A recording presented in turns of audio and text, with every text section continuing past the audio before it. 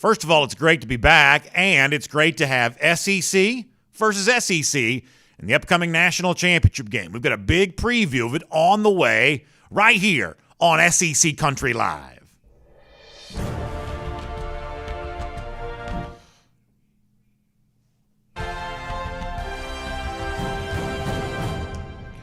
Hello, everybody. Welcome into SEC Country Live. Happy to be back with you to start the new year after a couple of weeks off for Christmas and on the road for the Orange Bowl and everything else that I was doing. And obviously thrilled about what we get a chance to talk about today, looking ahead to Monday and the SEC versus SEC matchup in the national championship game. And let me just say this very quickly before I kind of move on to the task at hand of Georgia and Alabama and what's going to go down here. I was in the Orange Bowl in Miami. I saw Michigan get totally manhandled by UGA.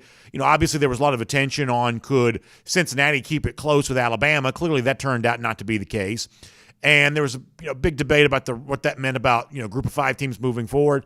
But honestly, I think when you couple that with what also happened with Georgia and Michigan in the Orange Bowl, I think we're at a point now where, and I almost feel somewhat ashamed of myself that I ever took it seriously, that a team like Michigan, who clearly doesn't have the same caliber of athlete, who doesn't have the same pedigree of recruiting success, and we have 1,000 different measurables that indicate that to be true, and yet somehow, some way, the national media tricks us into thinking that, hey, maybe there really is parity in the sport right now. Maybe there really is an opportunity for one of these Big Ten teams to stay with one of these SEC teams. Or even as a lot of those Michigan fans thought, who traveled down to South Florida in big numbers, that they got a chance to go down there and win that game. And we get tricked into kind of thinking that as a talking point each and every year when the real responsibility here, the obligation, ought to be every single year. If you're talking about a Big Ten team who we've seen get embarrassed now more than once, if you're talking about a Big 12 team, think about Oklahoma, Lincoln Riley's not there anymore, but year after year after year kind of getting exposed against SEC competition. If you're talking about these non-SEC teams in the college football playoff, there ought to be an obligation on the part of the media who would vouch for those teams, who would back those teams, to make the case for why this time is going to be different and why this time, whether it's a Notre Dame or an Oklahoma or a Michigan or whatever else, how many times we're going to drag these non-SEC teams in the playoff and see that bunch get totally exposed. I found myself, I'm a Georgia fan, so I was happy to see UGA winning, but I found myself in that game on Friday really trying to make a promise to myself of don't ever fall for this again. Don't ever, without overwhelming evidence, don't ever fall into the trap of believing that this time with the lesser talented but supposedly, tough-minded, whatever else, Michigan team, Notre Dame team, or whichever other, version of this sport gets dragged out there as to this time it's going to be a different squad.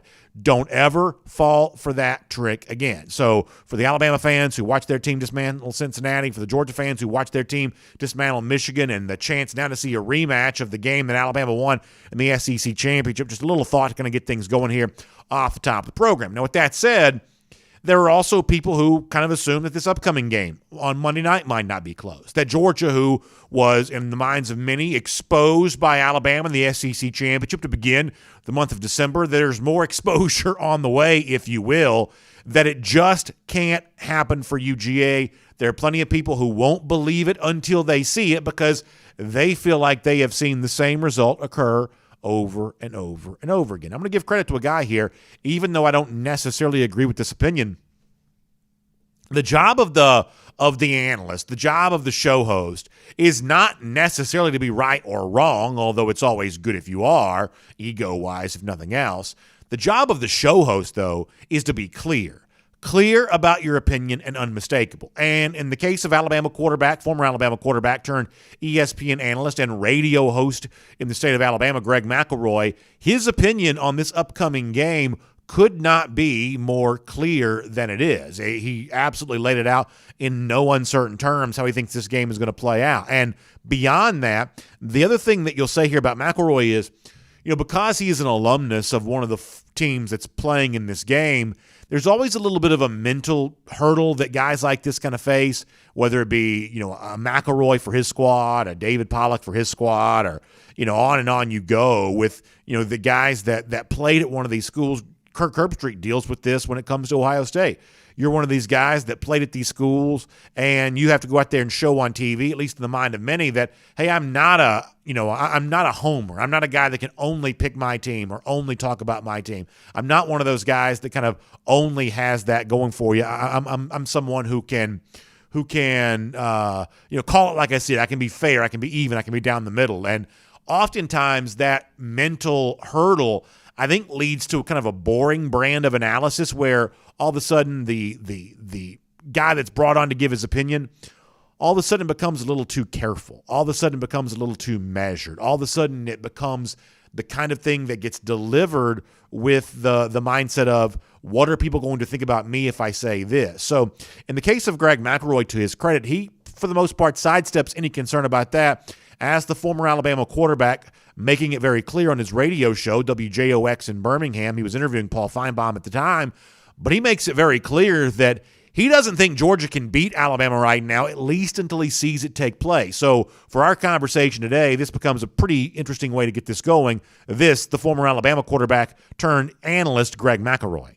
I cannot pick Georgia in this game. I'll make my pick now. I mean, I'm picking Alabama. I don't know how you can pick Georgia. I understand why people might be able to see through that. But, man, I've also witnessed Bama beat Georgia convincingly a few times. I just can't go that far. I understand it. I get it. But I can't make that decision.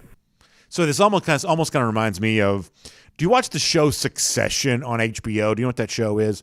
One of the characters, Tom, is talking to one of the other characters, Kendall, and he's like, basically it's the battle between the son and the father, and Tom is making the case for why he's going to maybe align himself with the dad, because he says, listen, I've never seen him lose, although he used a different phrase than that. I've never seen him lose once, so I therefore assume that you're probably going to lose in this ultimate showdown. And McElroy almost kind of sounds like Tom Wamsgans here from Succession when he says, until I see Nick Saban be toppled by a guy like Kirby Smart, until I see Saban wilt and falter on the biggest stage of them all, then I'm just going to kind of keep picking the same thing to continue happening. And it's almost like if there was a continuation of the line here from McElroy, it might be something to the effect of, I would rather be 1 year late in picking Nick Saban to lose as opposed to 1 year early in assuming that's going to happen, because obviously there have been a lot of bites of the apple here for Georgia under Kirby Smart. I think, 4 in total this year: the 2020 game, the 2018 SEC title game, the 2017 national title game. The Kirby Smart's had his chances here, and he just hasn't gotten that done as of yet. So therefore, for now, I'm going to assume that's not going to happen. Now, it probably doesn't surprise you to hear, as a Georgia guy here, I host Dog Nation Daily, and I talk about this stuff on that show. I'm legitimately a Georgia fan, that I think that McElroy's overstating the matter. And I've been saying this to my audience a lot. And you got to understand something. If you're a Ole Miss fan or a Tennessee fan or an Arkansas fan or a Florida fan that's just kind of tuned in to watch the show and kind of just hopes to see a good game on Monday, you got to understand that there are a lot of Georgia fans, believe it or not, who don't totally disregard what McElroy says there. There are a lot of Georgia fans who look at the scenario with Georgia and they're kind of like, yeah, I sort of have to see to believe it there as well. They are, if you want to bring some biblical imagery into this, they're a little bit of doubting Thomases. They kind of want to see that themselves before they fully, think this is possible, that this is going to be able to take place. So there are a number of Georgia fans who kind of understand where McElroy's coming from this. But the one thing that I've been saying to them a lot here this week is that you got to understand something, that Alabama has been the market leader. And in any field, whether it be sports or business or anything like that, taking down the market leader is just not an easy thing to do. It's hard to beat Nick Saban in Alabama the same way if we started today try to build a fast food franchise that it's as popular as Chick-fil-A. That'd be hard to do as well. Or become a pop star that it's as well-known and well-regarded as Taylor Swift. That'd be a hard thing to do there as well. The market leader in any field is always going to be hard to topple. And the fact that in Greg McElroy's mind, I've waited for 4 years for Kirby Smart to get this done, and he hasn't done it yet, therefore it must not ever happen. Like, only the media would ever try to accelerate the timeline to that degree. Only the media would ever push fast forward through a timeline like that, the notion of, well, if it hasn't happened by 2021, when is it ever going to happen? Do you realize how long of a head start that Nick Saban's had over Kirby Smart? That, yes, we have a side-by-side comparison of Smart and Saban over these last few years. The first time they met in 2017, the 3 times they've met since then. We have a little bit of a side-by-side comparison, but it's inaccurate, I believe, to compare Smart at this stage of his career now to Saban at this stage of his career now, just given all of the institutional expertise that Saban's had a chance to mine from all of these years. The more accurate comparison is probably Smart at this juncture of his career to Saban at the same point many, many years ago. And if you go 6 years into Nick Saban's head coaching tenure, you don't see a coach on the verge of winning a national championship, at least not back then. He had to wait a long time for that chance to finally come for him. Won the SEC for the first time in 2001 at LSU, won a national championship 2 years later in 2003. Briefly went to the NFL, came back to Alabama, and has clearly built a dynasty. And it's not just experience alone that allowed him to do that, but the experience that Saban gained as a head coach in Miami with the Dolphins, and before that LSU, and before that Michigan State, and before that, Toledo was the place he coached prior to all that. Those are all years of experience that Saban has had at his disposal. So this idea of, it can't happen for Kirby Smart, I think that's overstating the matter, just given the obvious advantages you have when you are the incumbent, Saban is, when you are the market leader, Alabama has been. When you watch how quickly that Kirby Smart's also been closing that gap. The head-to-head wins for Nick Saban obviously argue against this point, but there's more to consider than just that, at least if you want to make the most accurate possible prediction for a game like this. The way in which that Kirby Smart has been closing the gap in recruiting, in performance against other teams other than Alabama, certainly speak to this being a possibility. Now, there are plenty of people, though, that say, yeah, but Kirby may be able to beat up on Michigan, and Kirby may be able to, run roughshod through the rest of the SEC. But when it comes to Alabama, when it comes to that opponent, all of a sudden there's this, in the mind of some, this mental hurdle that becomes, unconquerable for Smart, unconquerable for his UGA players. In fact, in one of the press conferences that Smart did this week, this came up. And there was a little bit of dispute about the pronunciation of this word. You may be familiar with the idea of the boogeyman, as was said in the movie Halloween, the kind of monster you can't kill. Nick Saban being that for Georgia.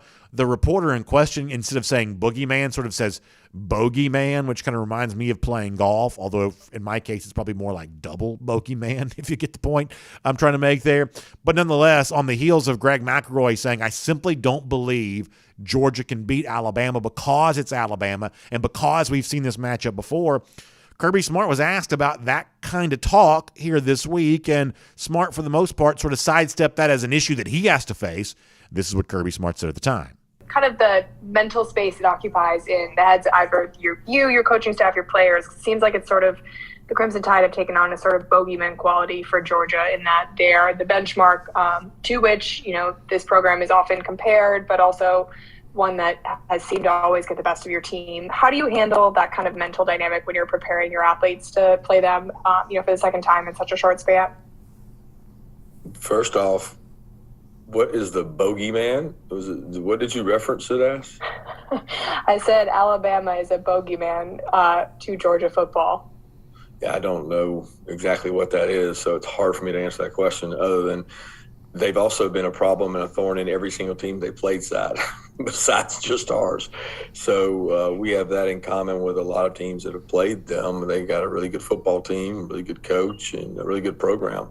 It starts with good football players, and they've done a great job at recruiting those. And I think when you look at the skill set of some of the guys they've had come through there, and I know myself, just looking at the last 2 or 3 times we played them, I think somebody said either 6 or 7 first-round wideouts have all played, and that skill set is pretty unique. I don't think there's any team in the country that's had however many it's been, the run they've had on those, and that makes it, you got to play well. So that's Kirby Smart weighing that out there, and there's an aspect of that I think is obviously true. When Smart says, listen, Alabama's been a challenge for a lot more than just us, he's clearly right about that Alabama, being the program that it is, causes problems for everybody. However, what Smart seems to want to avoid saying there, which is in my mind obviously true, is there is a little extra pressure in Georgia in this game because it's Alabama. The notion of this being the thing that Greg McElroy just said that Georgia can't do. There is a little extra pressure on Georgia because of that. Now, that doesn't mean what some people have suggested, which is that if not now, when for Georgia. In other words, it's a championship or bust type season where if UGA doesn't get this done right now, they're never getting it done. That Smart at Georgia's never getting it done. I simply don't buy that to be true. But I do understand why it is commonly assumed this game for Georgia is more difficult to win because of the opponent that you're playing. However, once again, Smart for the most part says it's really not about who's on the other sideline, the coach, in this case Saban, or the players that are on the field wearing the Alabama uniforms. It's about what Georgia needs to do. And in the same answer that you just heard from Smart, he went on to lay out 3 things that he thinks Georgia needs more of if it wants to, or in one case less of, if it wants to win come Monday night. So to continue the conversation, here's more from Kirby. You got to play well in the red area. You got to play well situational football. You can't turn the ball over and expect to beat good football teams. And those are things that we have done when we played them. We turned it over, and we can't do that. But as far as the mental capacity and mental mindset of our guys, they're excited. They got earned another opportunity to go play a really good football team, and we've got a really good football team. So our guys are physical, excited, and looking forward to this opportunity on the biggest stage there is. So when Smart says, hey, you got to avoid turnovers, you got to finish off drives, you've got to, when he says situational football, he means not making the blunder on special teams or moving the chains when you have a chance to do that. Those are all things that can also kind of point back to your level of focus and how locked in you are for a full 60 minutes for every play of a game over the course of that 60 minutes. And let's keep this in mind. Georgia had the 10-0 lead against Alabama. This past time they played in the SEC championship, they had halftime leads in each of the 3 previous instances before that. So maintaining that focus either through bad times or good times is an important part of this. And I mean, the obvious narrative has been cast for this game. Kirby Smart wants to avoid this, wants to deny its existence, but there are prominent voices. You heard from Greg McElroy right there, who simply don't believe Georgia can beat Alabama until that moment takes place.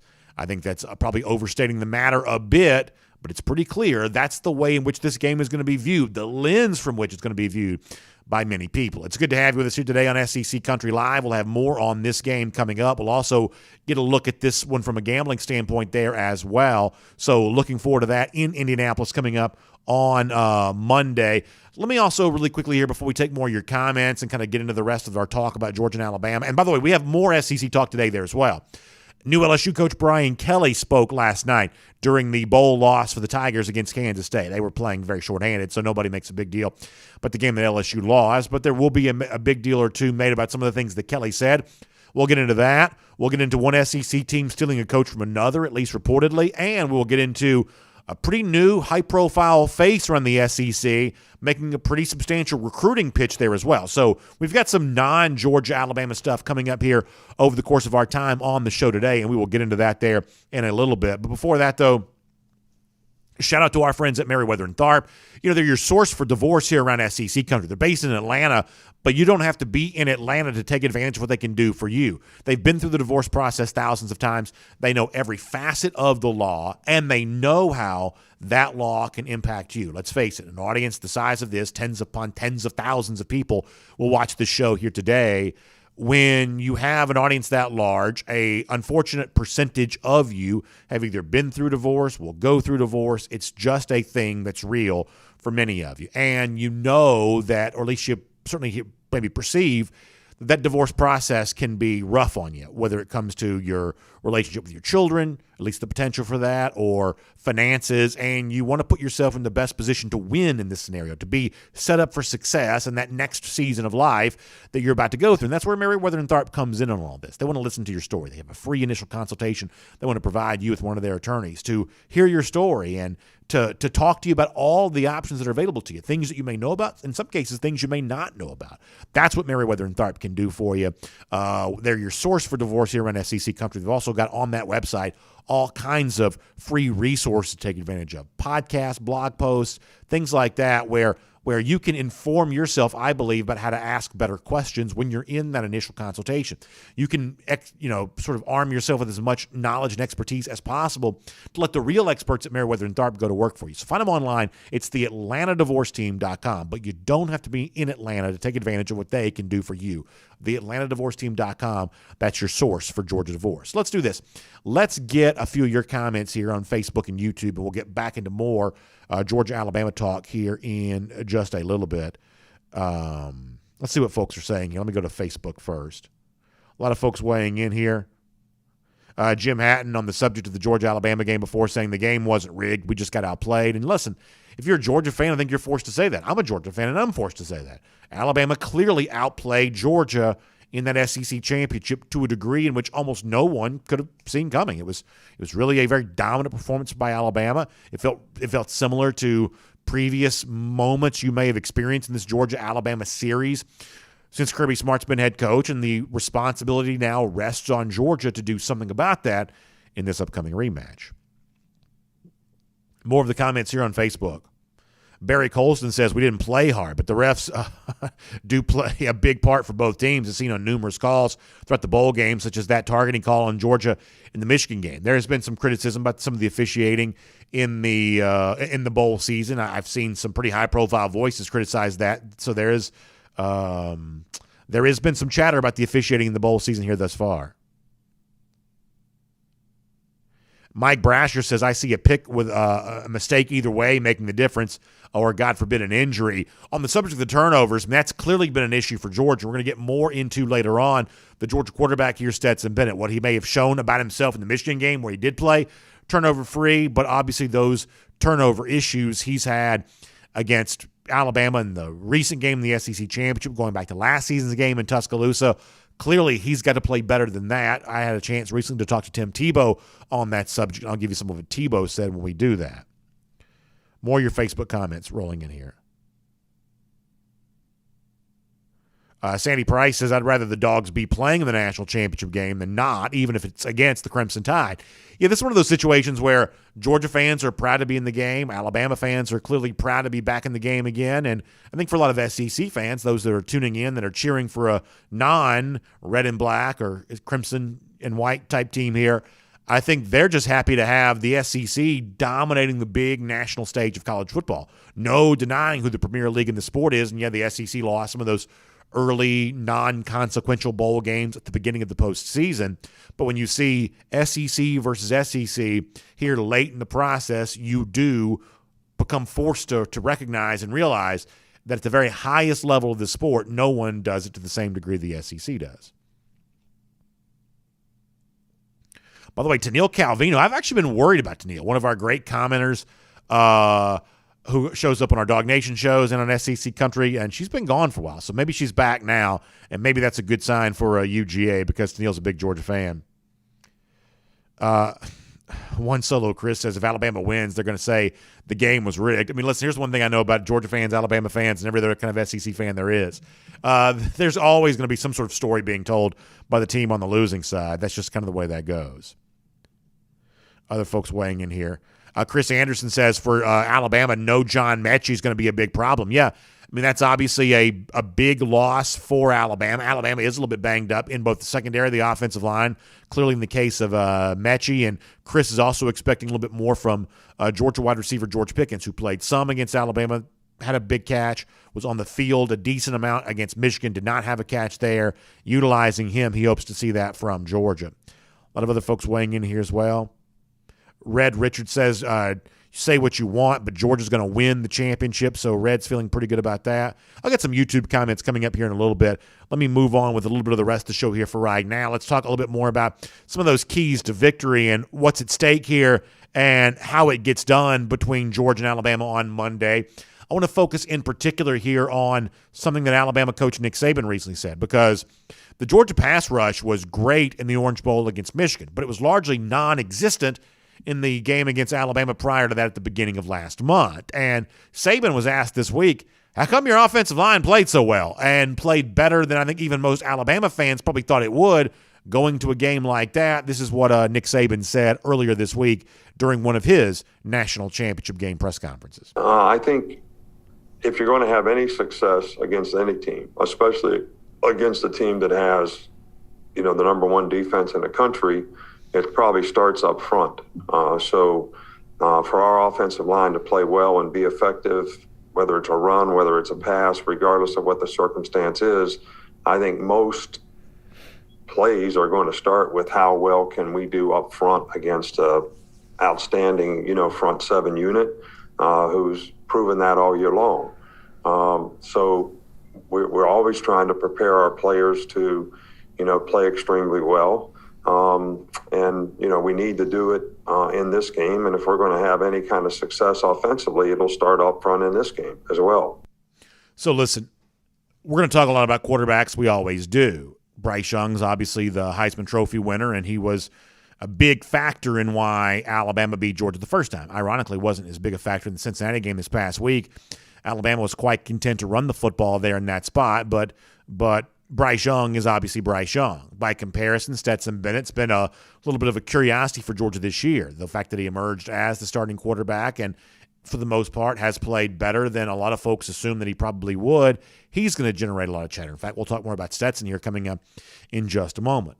But what Saban lays out right there is the ball game. I mean, if you want to thin slice this down to the thing that probably matters more than anything else, can the Alabama offensive line, which is a little bit banged up now compared to what it was then, can the Alabama offensive line hold up again and prevent this Georgia pass rush from being established the same way that it did the first time these two teams met? Because Michigan failed at that mightily. Now, what's ironic about that is, on paper, the Michigan offensive line should be better than Alabama's. It won the Joe Moore Award as the nation's top group. But they got totally embarrassed by Georgia, completely manhandled. They couldn't match the athleticism, the speed, couldn't match the physicality. They were just dominated. And yet that level of dominance wasn't on display for Georgia against Alabama at all. And you're left to wonder, well, how much of this is the fact that Georgia didn't have, on paper, had been their best pass rusher this year, Adam Anderson. He's dealing with a legal issue. You don't have, maybe it was a schematic problem where Georgia was just simply too conservative against Alabama or whatever the issue was. Georgia's just not getting after the quarterback at all in that first matchup, and that can't be true this time around. Otherwise, the win for Alabama this time will be just as easy as it was before. It really is about that simple. For as much attention as we pay to quarterbacks, that's the thing. The Georgia pass rush, which has been so great, statistically speaking, a dominant defense all year long. Not true against Alabama the first time, came roaring back against Michigan this past Friday. And if you want to see a close game, or if you're a Georgia fan and you want to see a Georgia win, identifying that pass rush is the main issue. The first issue on the page, I don't know that anything could possibly be more important than that. We're going to talk to David Watson coming up in a moment. We're going to get a little bit of a look at this game from a betting standpoint, including who the money is coming in on and what that might mean for the outcome on Monday night. Before that, though, let's squeeze in a little bit more on this topic. And I said, there are things more important than quarterback, but that doesn't mean that quarterback doesn't matter some. And obviously, for Georgia fans, they want to see their quarterback, Stetson Bennett, play better than he did this past time and maybe try to find a way to match some of what Bryce Young gave the Crimson Tide in the SEC championship going back to the beginning of the month. And quite possibly the performance that Bennett put together in the Orange Bowl against Michigan, earning the game's most outstanding offensive player award, quite possibly that maybe gives Georgia fans a little more confidence that it could be done. Or neutral observers who want to bet the game, maybe seeing a little bit more from Bennett, maybe makes them believe in him a little bit more, whether it adds to the belief that others have of Bennett or not. Stetson Bennett, the Georgia quarterback, said this week that his belief in himself really isn't changed at all, that he probably hasn't made quite as much of the loss to Alabama as others have, and he's simply ready to kind of go back out there and take another bite at the apple against Alabama on Monday night. This is what he said about the upcoming game and the previous matchup against Alabama when he spoke to reporters earlier this week. I thought I played all right in the SEC championship game. I made a few mistakes that you can't do against a good team, but I also made some really good throws, good decisions, and so my main focus going into the Michigan game was cleaning up on the mistakes and, keep doing what I had been doing well. There's no personal doubt. I knew what I had to do. I felt like I needed to play that well to beat a team like Michigan because of who they are and how talented they are. But it wasn't to prove anything to me that I could play quarterback in this league. So that's Stetson Bennett saying he didn't need any proof. The Michigan game didn't provide that for him, but clearly there are going to be a lot of eyes on him, a spotlight on him to go out there and be a kind of big play making quarterback for the Bulldogs on Monday. In fact, recently I had a chance to talk to former Heisman Trophy winning quarterback Tim Tebow. Now, this conversation actually took place just before the SEC championship, a one-on-one exclusive I had with Tim, but it's still just as relevant now going into this rematch between the two teams as it was back then. Me asking Tebow what he needed to see from Bennett in a game like the one that's about to take place against an opponent like Alabama. And Tebow, who's obviously no stranger to making big plays in big games, laid it out what's at stake for Bennett against the Crimson Tide. This is Tim Tebow from back in December. As a quarterback, what would you like to see from Stetson Bennett on Saturday? That it might not just be a time where I can be a game manager. I might need to be a game winner. And there's a difference. And he's done everything he's needed to do. And I don't think he gets the credit he deserves. But in this game, if Alabama, Bryce Young, Jamison Williams can make a few plays, can he answer it? Because I think he's got that in him. But this would be that stage where all of a sudden you're called on to not just, hey, manage this, get it to the right guy, make a play with your leg, but to go win it. I think he has it in him. And if it comes down to that, I would be excited to see what happens. I saw where ESPN analyst Booger McFarland was on Tony Kornheiser's podcast. Of course, Kornheiser, you know him, longtime sports voice. And McFarland says, not only do I not think Stetson Bennett can beat Alabama, McFarland said, I also don't think Nick Saban thinks that either. It's kind of an interesting quote from McFarland there on that topic, and Tim Tebow kind of lays it out there as well. It sounds like he's a fan of Bennett. Sounds like he's been impressed with some of what he's seen from Bennett here this year, but it also sounds fair to assume that Tebow also wants to see a little more from Bennett on the big stage. And we didn't see that in the SEC championship. Now, that's not the ultimate reason Georgia lost that game. It was the breakdowns on defense that probably doomed any chance that Georgia had.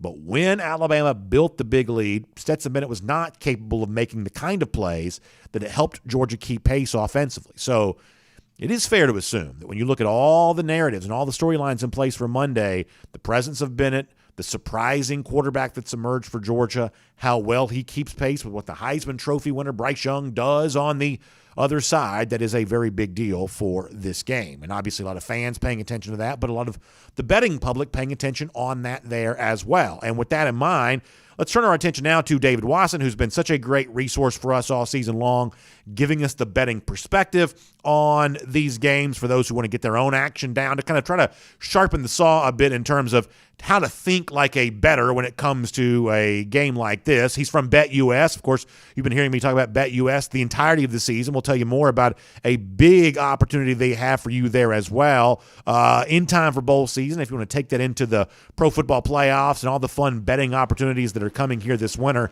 A great way to make a cold winter go by faster is get some bets down on some sporting events. That's generally a thought process that I kind of buy into. And David, I'm sure you probably feel much the same way, right?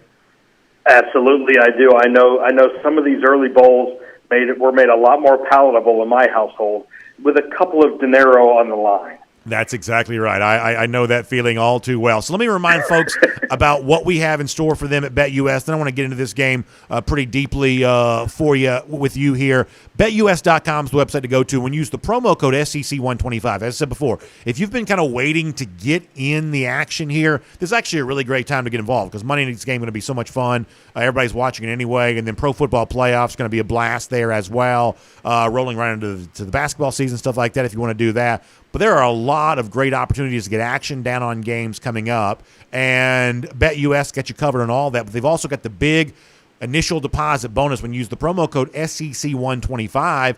BetUS going to give you 125% bonus on your initial deposit. That means, in simple language, they put more money in your account than you do. You put in $100, they're going to give you $125. You're going to have $225 total.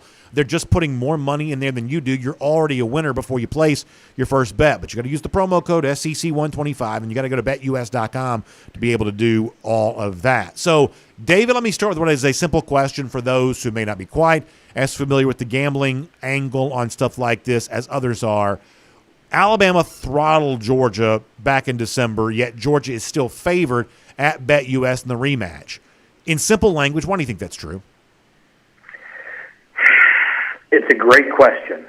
It's true simply because so much money is coming in on Alabama. Here, and this is within the last hour I checked these numbers, 85% of the money line money is on Alabama in this game. 82% of the wagers are on Alabama in this game. Almost all of that on the money line. On the point spread, it's 68% wager count against Alabama, or for Alabama, 60% on the money itself, on the volume of money. So simply put, there's a lot more money on the line coming in so far on Alabama, to where this spread keeps getting more and more and more angled towards, or it keeps getting a better and better and better pick for Georgia than it does for Alabama. Bookies, us included, bookmakers, are trying to make this a more palatable bet for Georgia, simply because everybody keeps taking the underdog in this game, Alabama. So it's hard to understand why that is, but if you look at it from that perspective, bookmakers by and large try to get as much money on one side as they do the other. So, but there's a ton of money right now, and the public is just hammering Alabama in this game. So where does BetUS currently have the game? I've seen it at like 2.5. Where does it stand right now? It opened at 2.5. Right now it's at 3, and the over/under right now is at 52. I don't expect it to go much more than 3.5. Let's just say, just because these teams are so good, they're so competitive. It'll be such a close game from that perspective. I don't see it going much more than that, with Georgia being a 3.5 point favorite. There's obviously a big difference between 3 and 3.5. Yeah. Just as there's a huge difference between 2.5 and 3, depending on when you get it. This line will bounce up. It will bounce 1 point in those half-point increments either way from 3 throughout the weekend and even up till kickoff. So you might want to look at it. If you see it at 2.5 and you like that number, take that. If you see it at 3.5 for a half an hour, take that number. It just depends on where you're at with this game. Just because I don't see it moving just a ton.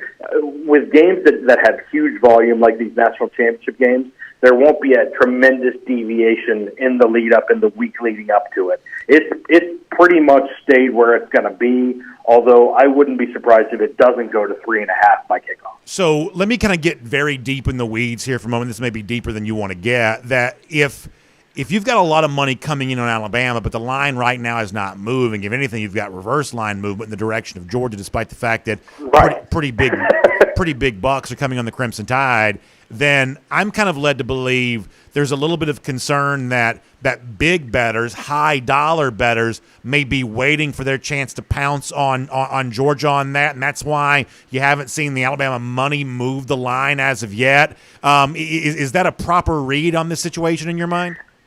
I think it's a proper read, and that's not an unusual read either. A lot of big money comes in late, obviously, because especially during this time in society with COVID and everything else, there's more variables now compared to just 2 years ago and how lines could move. Bryce Young getting COVID would move this line a great deal. Stetson Bennett getting COVID would move this line a great deal in the other direction. Even a coach would move this line in one direction or another. So I think a lot of that big money, a lot of those 6-digit bettors who would move a line in one direction or another, if enough of them got in that spot, got in the row in the same way, that line could move. At the same time, I think people who make lines for a living kind of know that it's going to not move just a ton once this line gets set. Again, barring any news, barring a COVID withdrawal, barring somebody tweaking their ankle or their knee in the lead up to this game, I wouldn't be surprised if this doesn't stay again within a half point either direction of 3. Like you said, it's almost a reverse number because so much of the money from BetUS's side is on the underdog in this game, is on Alabama at +3. But again, don't be surprised if it doesn't just move. If it moves more than a half point, I'll be stunned at the end. If this gets to 4, I'll be stunned at the end. If it gets to 2, I'll be stunned at the end. If it gets to 2, that means we've just gotten drilled by Alabama money. I mean, even more than we already have. It's really fascinating. The other thing that I kind of take from this, and I try to say this to the audience a lot on all my shows, is that when you look at people who put their money where their mouth is, I'm talking about the folks who set the lines, like the folks at BetUS, or the folks that try to beat those lines, like the rest of us do. For the people who take this very seriously, they just change their mind more slowly than the average fan does. I mean, there were a ton of people going into the SEC championship that thought Alabama had no chance. Alabama wins that game easily, and all of a sudden, a lot of those same people reversed their opinion. Now they believe that Georgia would have no chance in the potential rematch. And yet, as I said before, lines makers, serious bettors, they just change their mind a little bit more slowly on stuff like that, and they don't fall prey to the belief that whatever they saw last is necessarily the thing that matters most. There's actually 13 games worth of data sets here when it comes to both Georgia and Alabama, and the most recent head-to-head example is not necessarily the piece of evidence that's gonna overtake what you also saw for the 12 games prior to that for both these teams this year. Is that right? It really is. That's absolutely right. And I've been telling people all week long a corollary of that, and that from my perspective and from where I sit analysis-wise, and I'm just one person, but from where I sit analysis-wise, I don't playing a team, and it's a cliche, playing a team a second time, no matter how good or bad they are, you're going to have a tougher time. Okay, so that's one variable that although it's a cliche, it's also true. The other variable is, and I don't think you could really argue this, Alabama played not only pretty much a perfect game in the SEC championship game, they pretty much played the best game they did all year in the SEC championship game. So when you take those two particular truisms or truthisms and you put them together, you go, well, wait a minute. Georgia probably can't play as bad as they did in the SEC championship game again, and Alabama probably can't play as great as they did again. So it doesn't surprise me. When this line came out last week, it came out in the middle of the third quarter of the Georgia game just because Georgia was beating the heck out of Michigan. Right. It wasn't like we had to think about maybe Michigan winning that game. Once that game wasn't in question and the line came out where it did, it opened at 2.5. I literally went, that doesn't surprise me. It doesn't surprise me that Georgia's the favorite in this game. Just because, as you said, the data points both throughout the season, Georgia being dominant, especially defensively, all season long, Alabama being lackluster offensively at points, even though they had the Heisman Trophy winner, not being as great defensively as they had been all season long, having key injuries, John Mechie being out, being one of the keys, and the factor of Georgia probably not going to lay an egg like they did in Atlanta, and Alabama probably not laying golden eggs like they did in Atlanta. Those two won't confluence again in this game in Indy. They just can't. It just doesn't happen that way very often. And I think that's why the line is the way it is. Great analysis and very interesting insight in terms of how the betting public's responding to this right now. David Watson from BetUS. Let's remind people again, it's BetUS.com. It's America's most beloved sports book. Been that way for more than 25 years. You don't get to be that way unless you're taking really good care of your players, which BetUS does. And they want to take good care of you from the very moment, the very word go here. Use the promo code SEC125. Get the 125% initial deposit bonus, and you're a big winner before you even place your first bet. Best of luck to you as you pick this week's national championship game and everything that comes after that. David, tremendous analysis from you. We certainly appreciate that. We'll look forward to hopefully getting a chance to talk to you back here very soon there as well, and we'll find something else to break down here. I want to add one more thing before you let me go. Please. I can't think of a single quarterback that's had a Roman numeral on his back win a national championship game. Just throwing it out there. Just throwing it out there. Now, there's always a first for everything, but a future accountant has never won a national title. So let's just go with that. So certainly buyer beware with Georgia. Certainly a fair point there when it comes to Stetson at the fourth. Good stuff, Dave. We'll talk to you soon. Appreciate it, guys. Interesting stuff. David Watson there from BetUS. A lot of money at his shop coming in on Alabama. That's obviously just one shop, of course, but a lot of money coming on the Crimson Tide, yet the line is not moving.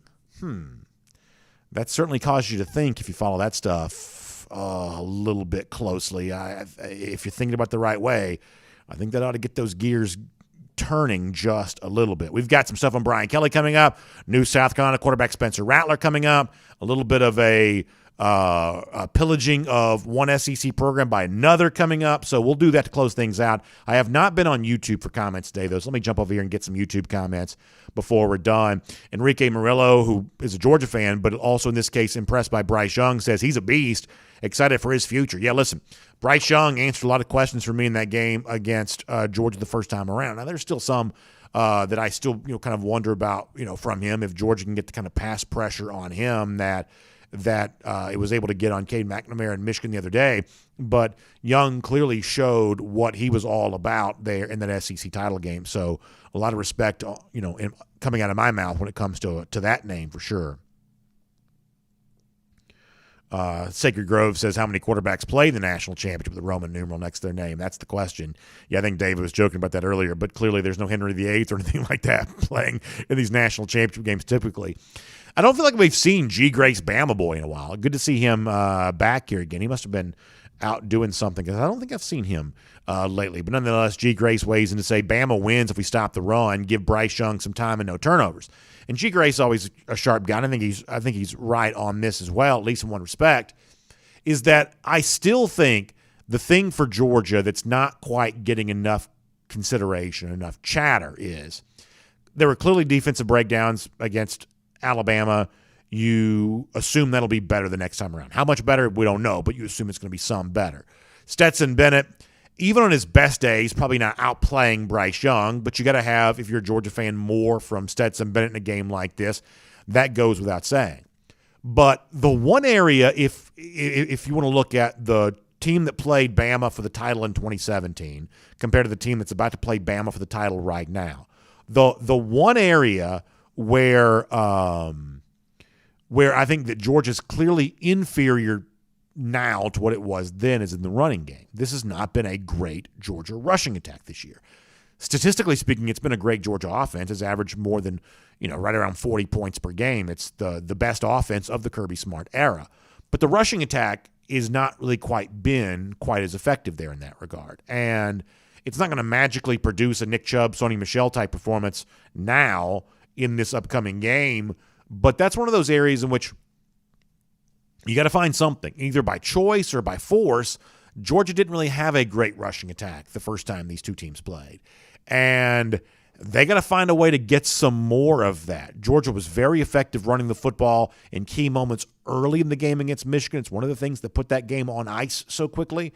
And finding more of that against Alabama, as G. Grace says from the Bama side, Bama has to stop that run, force Georgia to be one-dimensional. Georgia on the other side feels like it's got to, it's got to be, forceful on the other side here and create that opportunity. That's a very big part of all of that. I think G. Grace is right about that.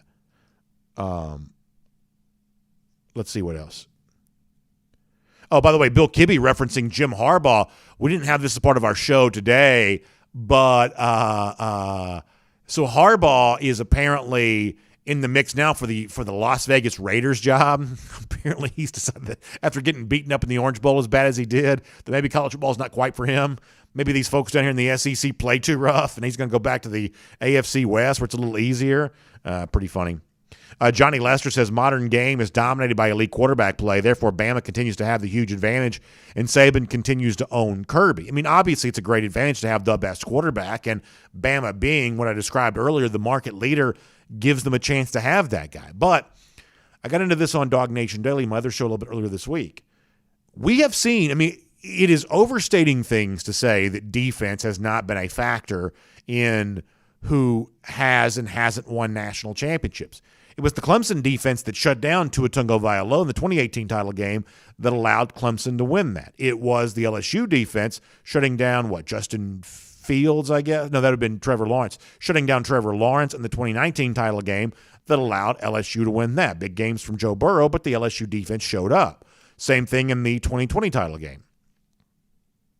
Justin Fields was hurt, but in addition to the big performance you get from Alabama, the Alabama defense also kind of keeps Justin Fields at bay. These are top, first-round draft pick type quarterbacks. These are guys who are all playing in the NFL, and yet defensively they were stymied in championship games they lost. So yeah, modern game is clearly about quarterback. No one denies that. But let's not go quite so far as to assume that defense doesn't matter at all. If anything, Who's the second best quarterback in college football this year? If we all agree that Bryce Young is number one, and we should, who's the second best quarterback in the sport? I think the answer should also be pretty quickly assume that C.J. Stroud, the Ohio State quarterback, is the number two quarterback in the country here this year. Well, guess what? He wasn't in the playoffs. Was nowhere to be found in the college football playoff, and because of the physicality of Michigan, a big reason why he's not. Good comments. Sacred Grove says James Cook and Zamir White may have something to say about this game, and if you're a Georgia fan, you certainly hope that's the case. What else is going on in this YouTube comment section? Let's find out. A lot of folks having a pretty good conversation over here. Cousin Eddie predicts that Georgia's fixing to slay the dragon. I certainly like the very correct usage of the Southern phrase, fixin' to.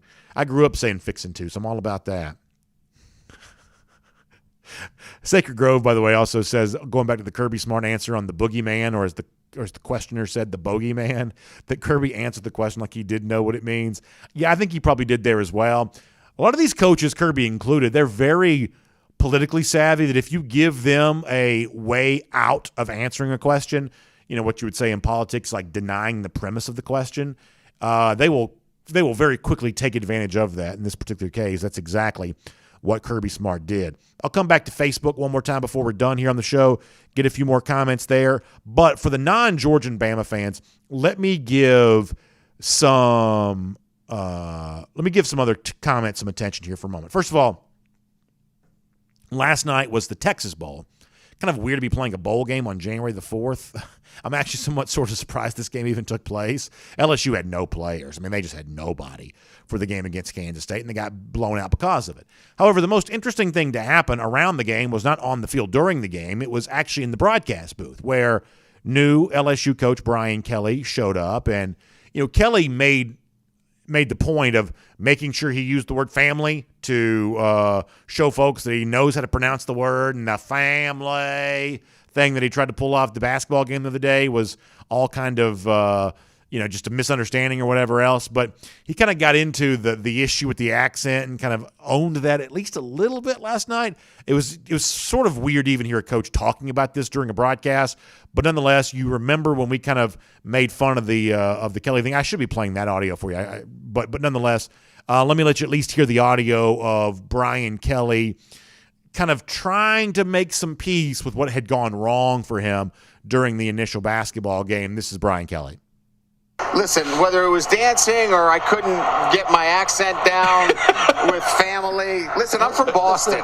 We don't have strong accents. First of all, where does he get off with the idea that Bostonians, they don't have strong accents? Where do you get off on saying that? Have you ever listened to somebody from Boston talk? I mean, there's a reason why that whole, stereotype cliche of Pak the Khan, Harvard, yeah. There's a reason it all got started. Now, I can barely do my own accent. I don't need to be trying to emulate somebody else's. But this notion that Kelly's like, I'm from Boston, we don't have any accents. Like, where does he get off saying that? Also, you got to be really careful here. Like, you remember when, I don't care who you vote for, but you remember when, what's the guy's name? Former governor of New Hampshire, I think it was. And he's, in Iowa, he's campaigning to be president back in 2004 and lets the thing go. Remember when that happened? What's that guy's name? It's like that pretty much ended his campaign before it got started. He'd been one of the leaders there at one point. Like, Kelly's going to be really careful here. There's something about this that I think he's kind of misplaying. It's one of the great embarrassments that any SEC coach has recently endured, to get caught trying to fake an accent. It just comes across as so phony. But you can't acknowledge that you did it. This is actually a little bit of a misstep, I believe, on the part of Brian Kelly. You can't acknowledge that you tried to fake an accent and you failed.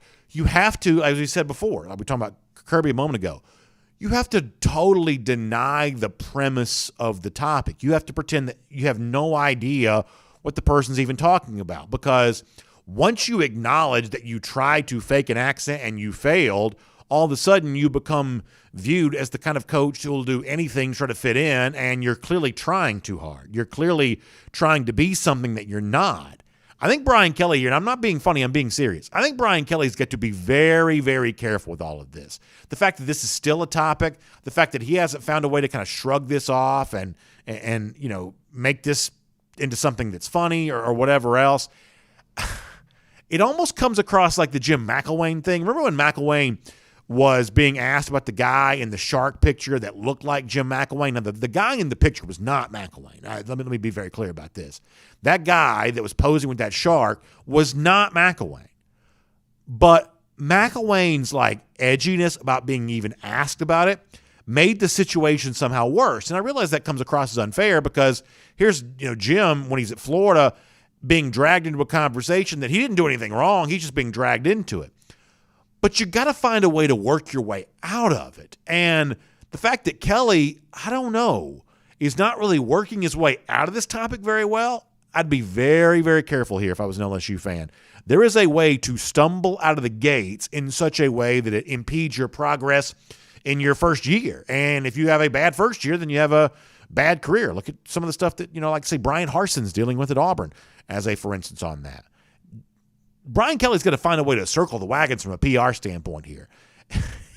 You can't have your first season at LSU completely upended by a fake accent scandal. But as of right now, I feel like he's probably having to answer more questions about that than he's certainly comfortable with. Also here in SEC Country Live, let me address another situation in the SEC West here for a moment. So it seems like LSU, I should say, excuse me, Freudian slip here, not LSU, Texas A&M. There's a lot of ties between A&M and LSU.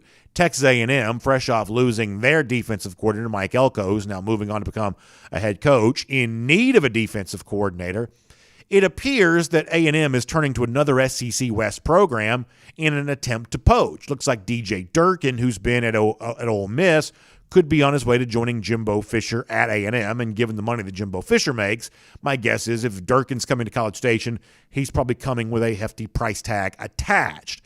Now, there are a couple of things that are interesting about this. There are some people who are going to fixate on what happened for Durkin while at Maryland, which there was obviously an unfortunate death, and the whole thing is really weird, and I frankly am just not an expert on what happened up there at all. There are a lot of people who still very much hold this over Durkin's head, and maybe they're right to do so. I simply don't know. It's not my place to really weigh in on that because I haven't followed the story that closely. But when it comes to hiring Durkin, there's always a little bit of baggage associated with that because of what happened when he was at Maryland, and you can read into that and find out more if that's what you want to do. I simply don't have an opinion on that aspect of the story. Here's what I do have an opinion on. I think if you're Ole Miss, this is an unfortunate reminder of what you are. That you won 10 games this year, and you kept Lane Kiffin. I don't know that Lane Kiffin really had much of an opportunity to go somewhere else, but in the case of Ole Miss, they had a good season. Won the Egg Bowl. And yet, you lost your offensive coordinator to Oklahoma. You're about to lose your defensive coordinator to A&M. You lost your strength and conditioning coach, I believe, there as well. Lane Kiffin essentially shrugged off National Signing Day and said we don't pay enough money to bring in recruits, therefore we can't do it. And all of a sudden, on the heels of what should have been kind of a magical season, 10 wins at Ole Miss is a lot. Good year for Matt Corral and all the seemingly good things that happened there in Oxford here this year. But as the calendar turns to 2022, it's sort of a reminder of the stature of where Ole Miss is in comparison to everywhere else, that you have no chance of keeping your DC if Texas A&M wants him. You have no chance of keeping your OC if Oklahoma wants him. By the way, this is not the Oklahoma of Lincoln Riley, fresh off college football playoff appearance. This is the Oklahoma of Brent Venables and a guy who's never been a head coach before. And maybe, obviously, a guy like Lebby gives him some offensive credibility that he desperately needs.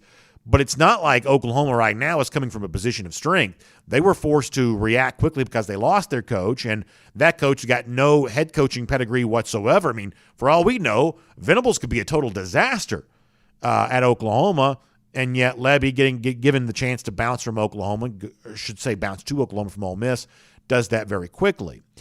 It's just one of those things where it is very hard to move up in weight class. You can have a good season, but it's hard to use a good season to become a better program. And that's kind of the issue with Ole Miss.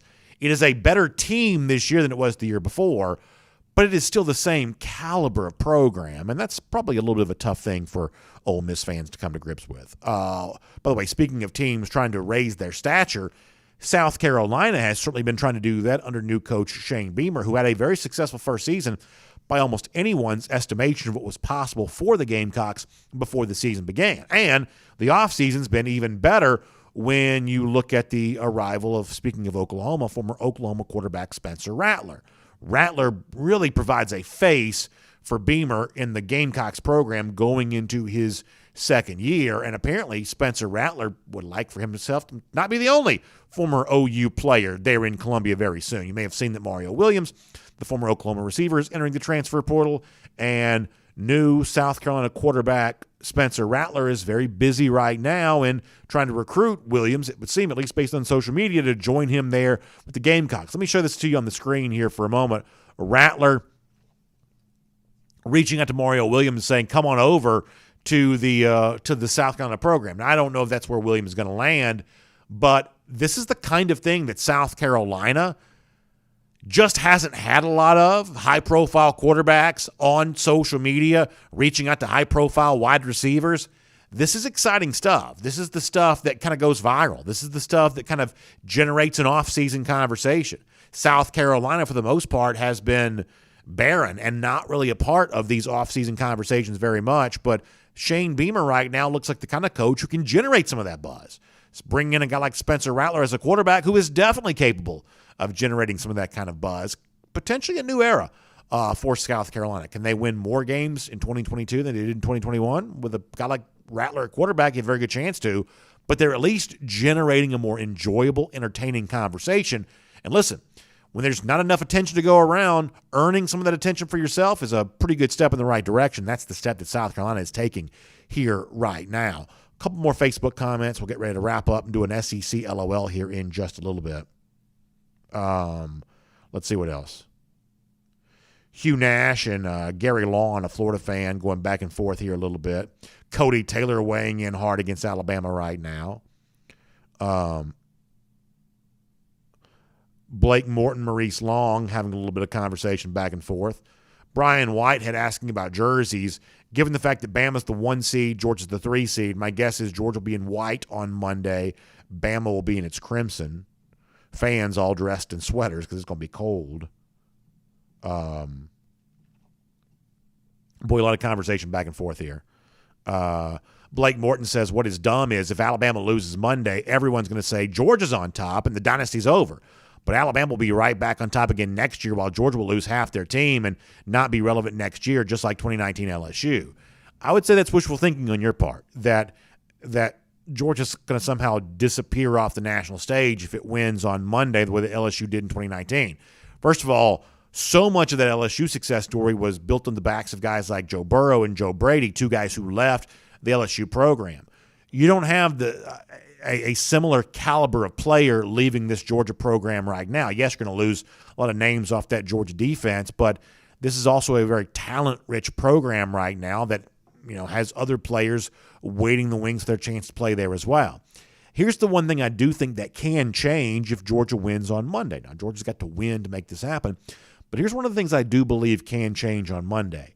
One of the most potent weapons that Nick Saban has employed in recruiting is the notion that you come here to Tuscaloosa if you want to win national championships. There are guys who are on the Alabama roster for almost that reason alone. Dallas Turner, think about him. That's a guy that I think would have very likely gone somewhere else other than Alabama, if not for the fact that in a pandemic year when you couldn't take visits, Turner has openly said that he was swayed by the success that the Alabama program had enjoyed. There are other guys who are at Alabama for that very reason there as well.